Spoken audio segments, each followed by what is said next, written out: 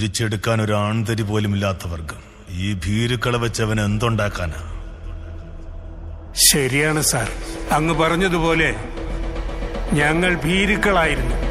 ശക്തിയില്ലായിരുന്നു, വിശ്വാസമില്ലായിരുന്നു. മരണം ഞങ്ങളുടെ മേൽ ചുവട് വെച്ചിരുന്നു. ശത്രുവിനെ മാരിയമ്മന്റെ മുന്നിൽ വെച്ച് അവൻ കഴുത്തറത്തില്ലേ? അന്ന് ഒരുപാട് വർഷങ്ങൾക്ക് ശേഷം ഞങ്ങൾ മരണത്തിന് മുന്നിൽ ചുവട് വെച്ചാടി.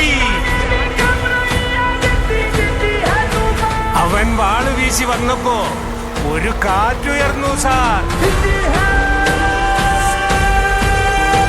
ആ കാറ്റിന് ഞായറാഴ്ചയിലുള്ള എല്ലാവരുടെയും ജീവശ്വാസമാണ്. നിങ്ങൾക്കൊരു ഉപദേശം തരാം. ഒരു കാലത്തും നിങ്ങൾ അയാളെ എതിർത്ത് നിൽക്കാൻ പോകരുത് സാർ.